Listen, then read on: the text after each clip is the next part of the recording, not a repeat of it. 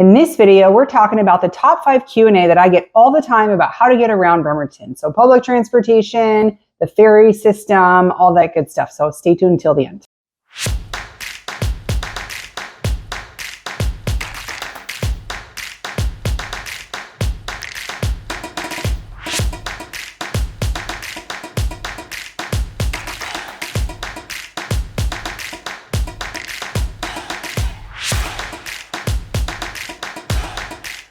What's up, everybody? It's Cassandra Lopez with the Living in Bremerton channel. If you're new to the channel, you're going to want to go ahead and subscribe. This channel is all about living in Bremerton.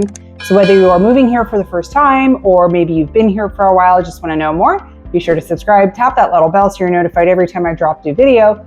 And you can contact me directly. This is my cell phone and my email. Be sure to reach out and let me know how I can support your relocation to Bremerton, Washington. All right, so the first question we're going to talk about, and these are in no particular order.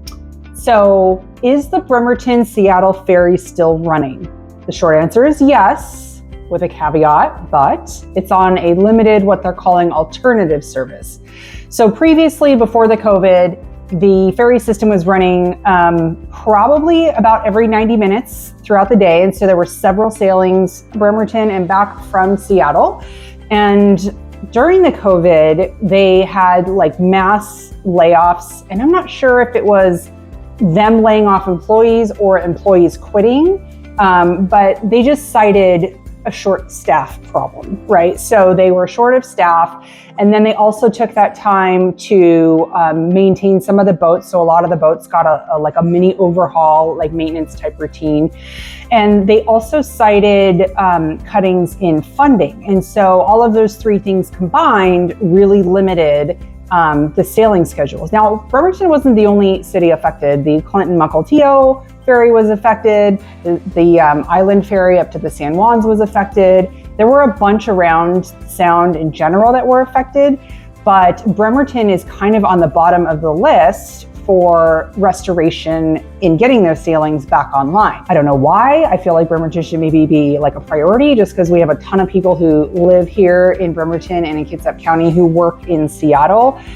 So you would think that getting, our routes back online quickly would be a priority, but apparently the powers that be think otherwise. If you want to sign up for alerts, you could subscribe to email or text alerts, or just go to the website in general. It's going to be the Washington State Department of Transportation. So you're going to go to that site, WSDOT. I'll put a link in the description. And there's a section in there for the ferry service, and whatever route you select, you can check all the alerts, you can check all the warnings, you can check all the canceled sailings, that sort of thing. I know recently, this has happened a couple of times in the last month. The last sailing from Seattle to Bremerton, which is 12:50 a.m., so almost 1 in the morning, the last sailing has been canceled last minute. And so people thinking they can go to Seattle and see a show or see a game and then walk back to the ferry and catch that last ferry home, they've been stranded. If you're a walk-on and you don't have a vehicle over there to drive around, that could be a real problem. So just want to emphasize that while they're doing the restoration and getting these regular sailings back online, it's really important to maintain those alerts and make sure that you're up to speed with all of that. I do know that they just did a large hiring, so that's really good. That means that progress is in motion, and we should see that they're projecting by springtime. So right now it's actually February 1st, 2023. So hopefully in the next couple of months, we'll see some other sailings added on to the Bremerton-Seattle ferry schedule. Question number 2, and still talking about the ferries, is the Bremerton-Seattle ferry free? Well, it depends. So if you're walking on from Bremerton to Seattle, yes, it's free. You get a free ride to Seattle. If you are walking on from Seattle to Bremerton, it's about $8 and $9 somewhere in there for your walk-on toll.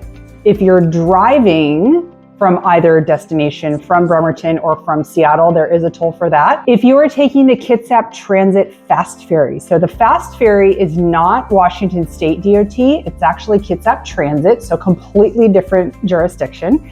There is a fee for walk-ons in either direction. So They recommend, if you're going to take the fast ferry, because it only runs during commuter hours and on Saturdays during the summertime, they do recommend that you buy a reservation. Some people buy like a month-long pass. So you have a seat, you have a designated place to walk on and occupy. Otherwise, they do fill to capacity pretty quickly. So there is a toll associated with that one. Now, if you are exploring other ferry options like Bainbridge Island, Southworth, or Kingston Edmonds, you're going to want to make sure that you know all the fares ahead of time, because they all have different fare schedules and structures. And so just for the Bremerton to Seattle, walking on is free.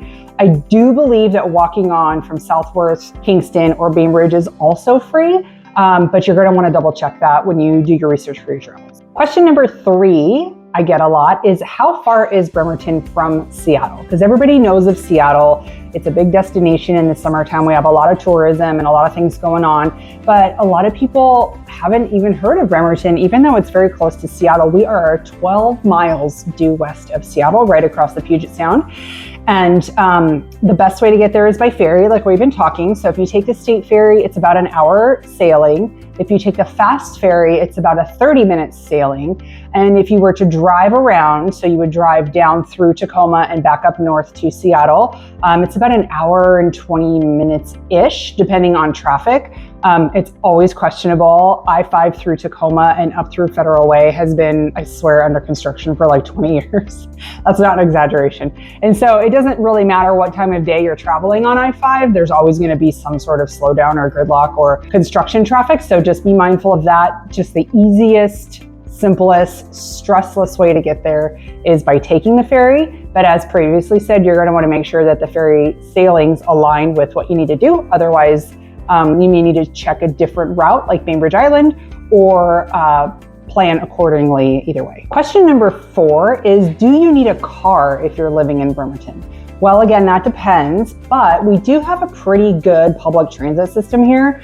There are several transit centers like at each ferry terminal, and there's one over in West Bremerton. They're building a brand new one in Silverdale. And there's also a fairly new one that's just a couple of years old in East Bremerton, right on 303. So there's a couple of good locations there, plus like dozens upon dozens of bus stops all throughout the county. So if you are relying on public transit, you're probably just going to want to make sure you're close to a bus stop. If you're living in downtown Bremerton, so kind of near the ferry, you're probably okay as long as you live and work kind of proximal to each other, right? Because it's pretty walkable down there, lots of sidewalks, lots of bike lanes. Again, if you're traveling on the ferry terminal is right there. So you probably would not need a car if you lived and worked kind of in that area, or if you worked in Seattle and used the ferry. Now, if we're talking about some of the more rural spots like Seebeck or Hansville, so those places are pretty car dependent. The bus systems only go so far out into those areas. And so if you're, out in deep Seebeck that's 45 minutes away, you're going to need a car or access to one. And same with Hansville. Hansville is more coastal, more of a retirement demographic up there.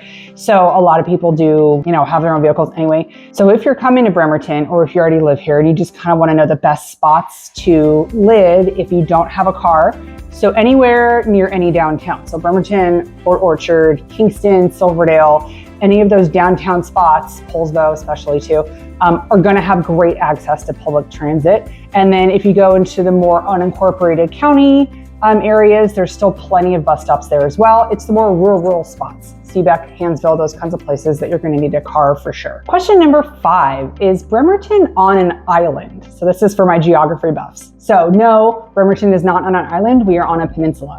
We are on the Kitsap Peninsula. Kitsap Peninsula is right between the Hood Canal and the Puget Sound, with tons of other little, bodies of water with their own little names all throughout there.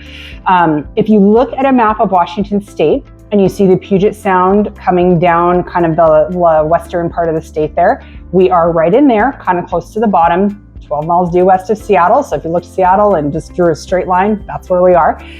So we are on the larger peninsula of the Olympic Peninsula, which is that, ginormous peninsula on Western Washington that goes from Puget Sound to the Pacific Ocean. That's where the temperate rainforest is. That's where the Olympic Mountains are. Lots of hiking, camping, all kinds of outdoor rec going on there. So anyway, there it is. We are on a little peninsula that's part of a bigger peninsula that's surrounded by water on 3 sides. So if you like that video, go ahead and give me a thumbs up, tap that little bell so you're notified every time I drop a new video. Be sure to share this with a friend if you think they might benefit. And don't forget to reach out if there's anything I could do to support your relocation to Bremerton. Bye for now.